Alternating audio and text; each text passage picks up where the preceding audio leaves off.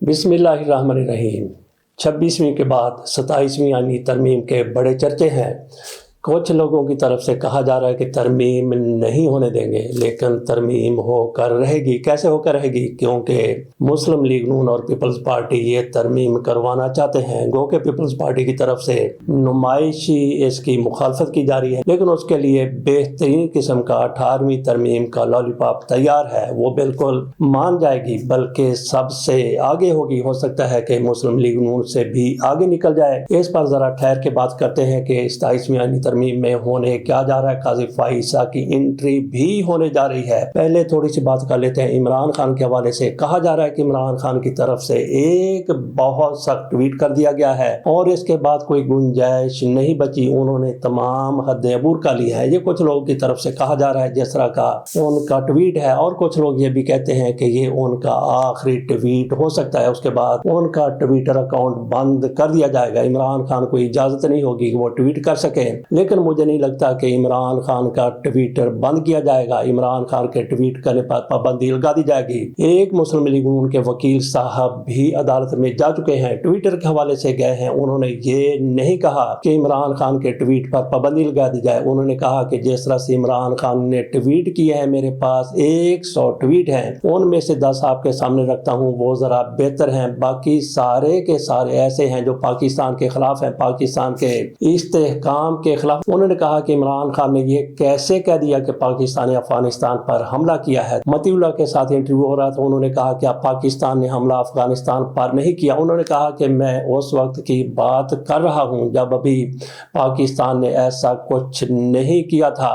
तो इमरान खान की तरफ से और भी बहुत कुछ ऐसा कहा गया। और ये हैं बैरिस्टर जफरुल्लाह साहब, ये मुस्लिम लीग नून हुकूमत के दौरान ओहदेदार भी रह चुके हैं। इनकी तरफ से मामला इमरान खान के ट्वीट का अदालत में ले जाया गया। और ये जज साहब थे अरबाब ताहिर साहब, जो कल दूसरी तरफ थे, लेकिन आजकल उन्होंने भी अपनी साइड बदल ली है। तो उनके सामने ये केस है, तो देखते हैं कि इस केस का बनता क्या है। क्या बनता है? इमरान खान के ट्वीट पर पाबंदी लग सकती है या नहीं लग सकती? हमने इससे पहले बात की थी कि ये ट्वीट क्या इमरान खान का आखिरी ट्वीट हो सकता है। मेरा ख्याल है कि आपके सामने इमरान खान का ट्वीट मेनवा अन रख देना चाहिए। जो कुछ उन्होंने कहा, अपने ट्वीट में कहा, जिसके बारे में कहा जा रहा है कि उन्होंने तमाम हदें अबूर कर ली हैं, अब उनके लिए कोई गुंजाइश नहीं है। पहले सुन लीजिए कि इमरान खान की तरफ से क्या कहा गया। मुल्क में इस वक्त आईन व कानून की नहीं, आसम ला की हुक्मरानी है।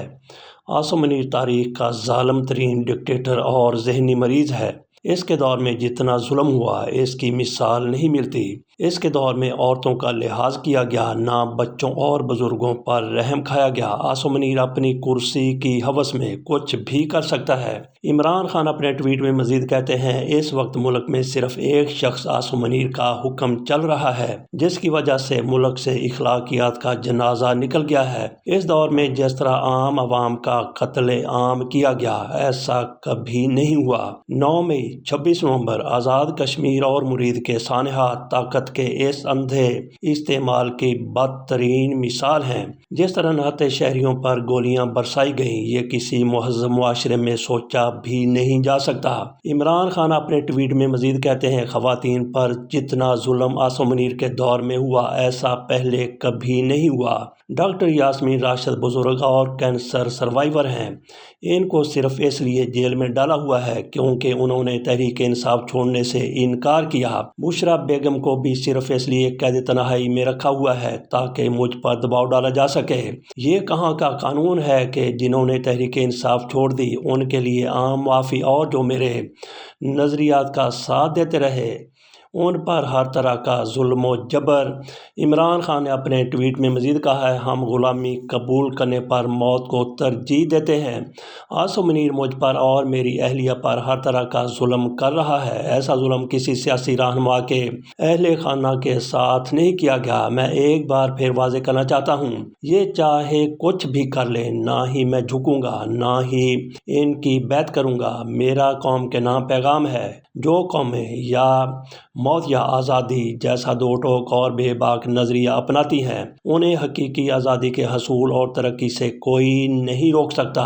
ایسی اصول پسند قومیں ہی سرخرو ہوتی ہیں۔ عمران خان کہتے ہیں کہ میں واضح کرنا چاہتا ہوں کہ تحریک انصاف نہ 47 سے مذاکرات کرے گی نہ اسٹیبلشمنٹ سے۔ ایسی کٹ پتلی حکومت سے مذاکرات کا تو ویسے ہی کوئی فائدہ نہیں، جس کا وزیر اعظم ہی پوچھ کر بتاؤں گا کہ تحت چل رہا ہو۔ مذاکرات اس لیے بھی بے سود ہیں، جب بھی ہم نے مذاکرات کیا ہم پر سختیاں اور ظلم مزید بڑھا دیا گیا۔ اس وقت ساری طاقت ویسے بھی ایک فرد واحد یعنی عاصم منیر کے پاس ہے، جو اپنی کرسی کی خاطر کسی بھی حد تک جا سکتا ہے۔ مذاکرات کے حوالے سے فیصلہ ہمارے تحریک تحفظ آئین پاکستان کے اتحادی محمود اچکزئی اور علامہ ناصر عباس کریں گے۔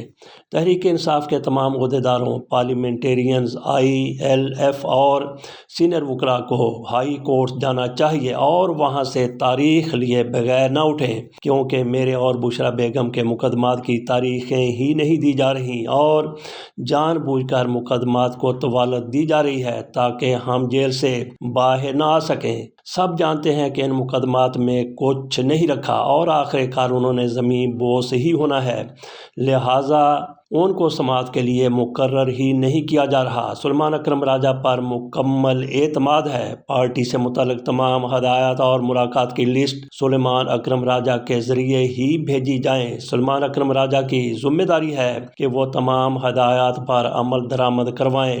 عمران خان کی طرف سے یہ گفتگو اپنی ہمشیرہ سے ملاقات کے دوران 4 نومبر 2025 کو کی گئی تھی۔ یہ آپ کے سامنے 3.5 منٹ کا ٹویٹ رکھ دیا گیا جس میں عمران خان کی طرف سے جو کچھ کہا گیا۔ عمران خان پہلے بھی ایسی باتیں کرتے رہے، فیلڈ مارشل صاحب کے حوالے سے ایسی باتیں کرتے رہے ہیں، ججوں کے حوالے سے ایسی باتیں کرتے رہے ہیں، جنرلوں کے حوالے سے بھی ایسی بلکہ اس سے بھی سخت باتیں کرتے رہے ہیں۔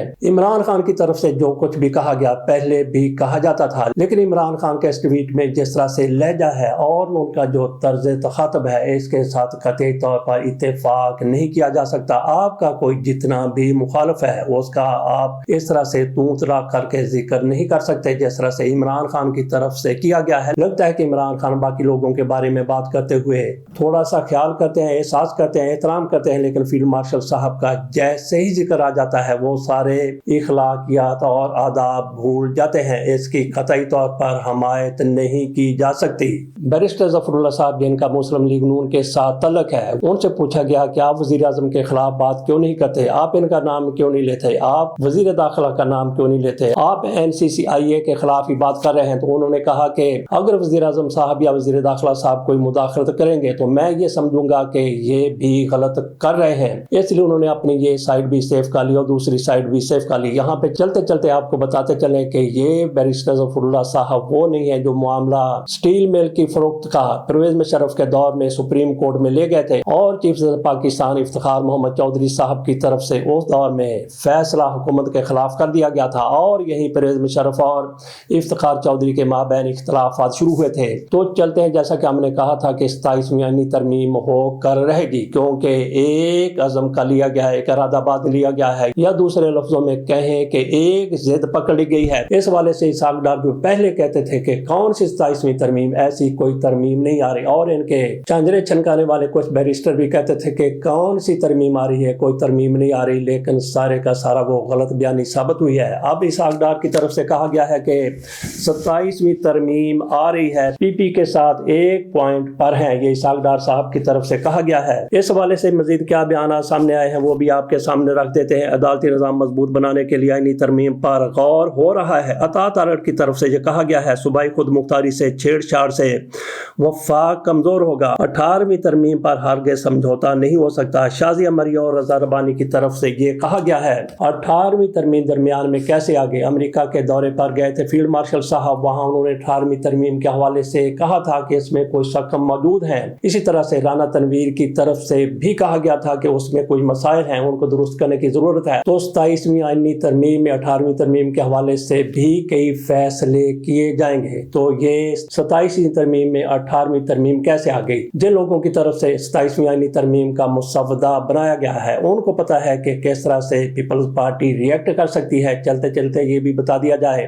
کہ مسلم لیگ نون کو یہ مسودہ ملا ہے یا نہیں ملا۔ یہ بہت بڑا سوال ہے۔ جیسا کہ 27ویں آئینی ترمیم تھی، اس کا مسودہ کب ملا تھا؟ اعظم علی تارڑ صاحب کو ان کی طرف سے کہا گیا کہ ہمیں مسودہ مل گیا ہے، اور اس وقت کہا گیا جب اس کی خبریں سامنے آ رہی تھی۔ اسی طرح سے مسلم لیگ نون کو یہ مسودہ کیا تھما دیا گیا؟ لگتا تو ایسے ہی ہے کہ مسلم لیگ نون کو مسودہ دے دیا گیا ہے۔ اس سے پہلے مسلم لیگ نون کو ہنٹس دے دیے گئے تھے، اور انہیں ہنٹس کی بنیاد پر شہباز شریف نے بلاول بھٹو زرداری سے ملاقات کی تھی اور ان کو کہا تھا کہ ہمارا ساتھ دیں، تو بلاول بھٹو زرداری کی طرف سے ہاں کر دی گئی، اور اب نمائشی ان کی طرف سے مخالفت ظاہر کی جا رہی ہے، جیسا کہ رضا ربانی کی طرف سے کہا گیا، شازیہ مری کی طرف سے کہا گیا۔ یہ ساری کی ساری نمائشی مخالفت ہے۔ پیپلز پارٹی بالکل مسلم لیگ نون کے ساتھ ایک پیج پر ہے۔ اس ترمیم کے حوالے سے باقی ہم نے کہا کہ لالی پاپ 18ویں ترمیم کا دیا گیا ہے۔ جن لوگوں نے یہ مسودہ تیار کروایا، کہا جاتا ہے کہ مسلم لیگ نون سے زیادہ پتہ ہے کہ مسودے میں کیا چیزیں ہیں قاضی فائد عیسیٰ صاحب کو، کیونکہ وہی جس طرح سے 27ویں آئینی ترمیم کی گئی تھی اس کے تخلیق کاروں میں شامل تھے، اسی طرح سے 26ویں آئینی ترمیم میں بھی وہ تخلیق کاروں میں شامل ہیں۔ مسلم لیگ نون کے حوالے یہ مسودہ کر دیا گیا ہے یا کر دیا جائے گا، یہ کوئی بہت بڑا ایشو نہیں ہے۔ بات ہم نے کی کہ پیپلز پارٹی نمائشی مخالفت کر رہی ہے۔ ان کو بتایا جائے گا کہ 18ویں ترمیم میں جس طرح سے آپ چاہتے ہیں اس کو مزید مؤثر بنانے کے لیے، صوبوں کو خود مختاری دینے کے لیے، یا جس طرح آپ چاہتے ہیں اس میں آپ مزید بھی کوئی انسینٹیو لینا چاہتے ہیں تو آپ کو دے دیا جائے گا۔ تو اس طرح سے 18ویں ترمیم کے حوالے سے پیپلز پارٹی کو لالی پاپ دیا جا رہا ہے کہ بے فکر رہو، تو پیپلز پارٹی بالکل خاموشی سے اچھے بچوں کی طرح اس ترمیم میں ساتھ دے گی، اور باقی اتحادی جو ہیں وہ بھی بھاگے بھاگے چلے آئیں گے۔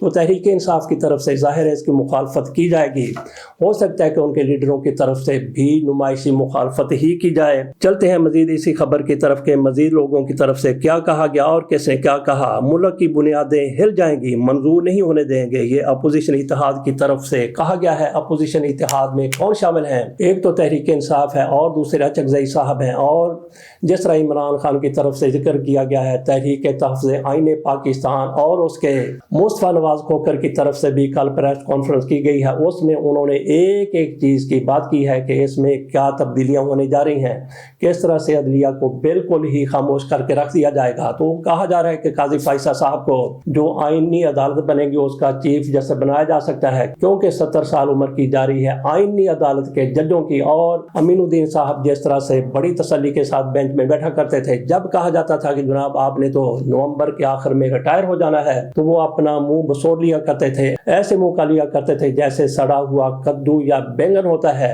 ان کو یقین تھا کہ میرے ہوتے ہوئے ترمیم آ جائے گی اور مجھے آگے ایکسٹینشن مل جائے گی، اسی لیے کہا جا رہا ہے فیصل وابڈا کی طرف سے کہا گیا ہے کہ نومبر کے آخر تک یہ ترمیم ہو جائے گی، اور نومبر کے آخر سے پہلے اس وقت یہ ترمیم ہو جانی ہے جب جناب امین الدین صاحب کی ریٹائرمنٹ ہونی ہے، اس سے 1-2 ہفتے یا 2-4 دن پہلے ترمیم کھڑک جائے گی۔ اسحاق ڈار کی طرف سے کہا گیا ہے کہ پرسوں یہ ترمیم سینٹ میں پیش کی جائے گی۔ عمران خان سے ملاقات کے بعد رسپانس دیں گے، سیاسی کمیٹی میں بات ہوگی۔ یہ بیرسٹر گوہر کی طرف سے کہا جا رہا ہے۔ بیرسٹر گوہر ہیں جن کو نہ تو حکومت والے مانتے ہیں اور نہ ہی ان کی اپنی پارٹی مانتی ہے، پہلے سینٹ میں پیش کی جائے، اپوزیشن لیڈر کی تعیناتی ہونی چاہیے۔ یہ وزیر خارجہ کی طرف سے کہا گیا ہے۔ وزیر خارجہ کون ہیں؟ جناب اسحاق ڈار صاحب۔ ضلعی حکومتوں کو تحفظ فراہم کرنا مقصد ہے، یہ محمد احمد خان صاحب کی طرف سے کہا گیا۔ یہ اسپیکر صوبائی اسمبلی ہیں، پنجاب کے اسپیکر ہیں۔ یہ ترمیم صوبوں کے دل کے قریب ہے، پارٹی سے مشاورت کریں گے۔ شری رحمان کی طرف سے کہا گیا ہے، وہ اس ترمیم کو نہیں کہہ رہے کہ